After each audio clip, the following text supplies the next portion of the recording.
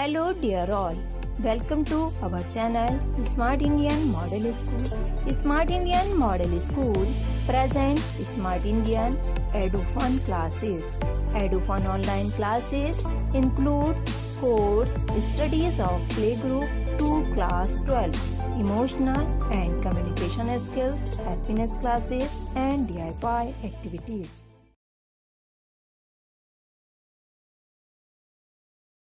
Now बच्चों let's see the polymer of nucleotides. Nucleic acid क्या है? आपके न्यूक्लियोटाइड्स के पॉलीमर्स हैं। तो जो पॉलीमर्स होते हैं उनको क्या कहेंगे? Polynucleotides. It is formed by the condensation of two or more nucleotides. How they are formed? They are formed by the condensation process releasing water and they are making what? Polynucleotides. आपके two और या to से ज़्यादा आपके nucleotides combine करेंगे, आपका polynucleotide बनाएंगे।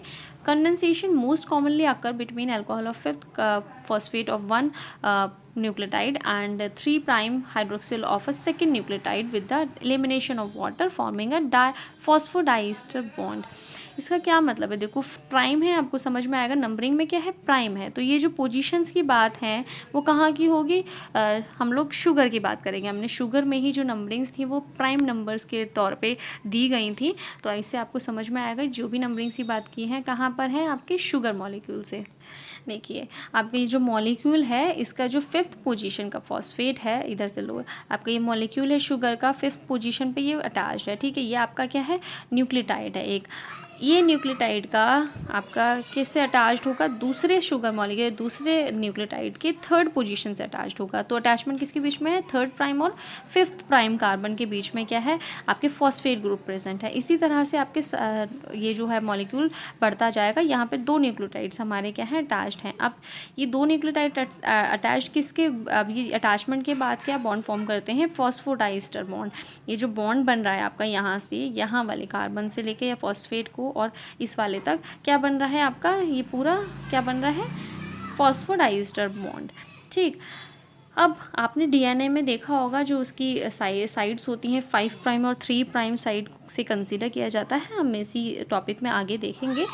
जो डीएनए की साइड होती हैं वो किस बेसिस पे होती हैं, अब आपको समझ में आएगा। जो शुगर की नंबरिंग होती है उनके बेसिस में, जो अटैचमेंट होता है फॉस्फेट ग्रुप का, उसके बेसिस पे इनकी क्या होती हैं, ये साइड्स को क्या सिग्निफाई किया जाता है? 5' है इस साइड, मतलब कि आपका जो फॉस्फेट ग्रुप प्रेजेंट है यहाँ पर वो फिफ्थ कार्बन पे, जो आपकी शुगर है उसके फिफ्थ कार्बन पे प्रेजेंट है। और यहाँ पर क्या है? 3 है, मतलब कि आपका जो फॉस्फेट ग्रुप है वो थर्ड कार्बन से अटैच्ड है आपके शुगर मॉलिक्यूल के। Now बच्चों let's see the roles of nucleic acid. Nucleic acid is categorized into two categories on the basis of the sugar, ribose और deoxyribose. अगर deoxyribose sugar present है तो these nucleic acids are called deoxyribonucleic acid. और अगर आपको ribose sugar है तो RNA होगा, मतलब कि ribonucleic acid। तो DNA RNA DNA क्या होता है? These are always act as genetic material. Always आपके किसी भी ऑर्गेनिज्म के सेल में अगर डीएनए प्रेजेंट है तो वो क्या होगा? एक ही तरह से काम करेगा, genetic material, as a genetic material. These are found in all cellular organism. आपके जितने भी सेलुलर ऑर्गेनिज्म है जिनके अंदर सेल प्रेजेंट है, मतलब कि आपके सारे लिविंग ऑर्गेनिज्म में जो जेनेटिक मटेरियल है क्या होगा? Genetic DNA. ठीक है, अब जो नॉन सेलुलर ऑर्गेनिज्म की बात है, नॉन सेलुलर ऑर्गेनिज्म में कौन आते हैं? आपके वायरसेस। वायरसेस में आपका जो जेनेटिक मटेरियल होता है वो डीएनए भी होता है और आरएनए भी होता है। जितने भी डीएनए वायरसेस हैं वहाँ पर क्या हो जाएगा आपका? इस कैटेगरी में आएंगे। अब RNA, RNA can act both as genetic material और non-genetic material. Genetic material में these are present in non-cellular organism. Non-cellular organism मतलब कि viruses and viroids. Viruses में जो RNA present है आपका, RNA present होगा सिंगल डबल स्टैंडर्ड दोनों ही फॉर्म में प्रेजेंट हो सकता है, सर्कुलर लीनियर दोनों ही फॉर्म में प्रेजेंट हो सकता है। लेकिन जो वायरोइड्स होते हैं आपके, वायरोइड्स में क्या होता है? सिंगल स्टैंडर्ड सर्कुलर डीएनए होता है। वायरोइड्स क्या होते हैं? इनका बेसिक जो होस्ट होता है वो प्लांट सेल्स होती हैं वायरोइड्स की। ठीक है, ये भी आपके क्या है? नॉन सेलुलर ऑर्गेनिज्म है, वायरसेस की तरह ही हैं।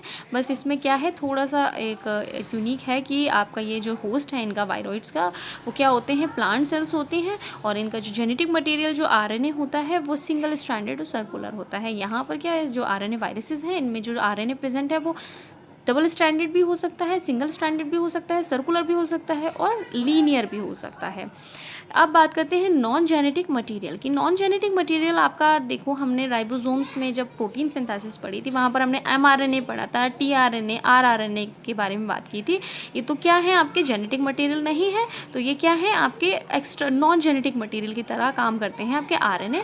तो ये आपके एग्जाम्पल्स हैं उसके।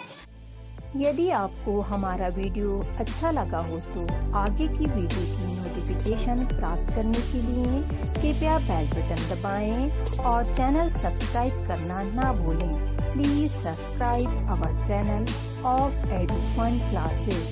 Thank you for watching.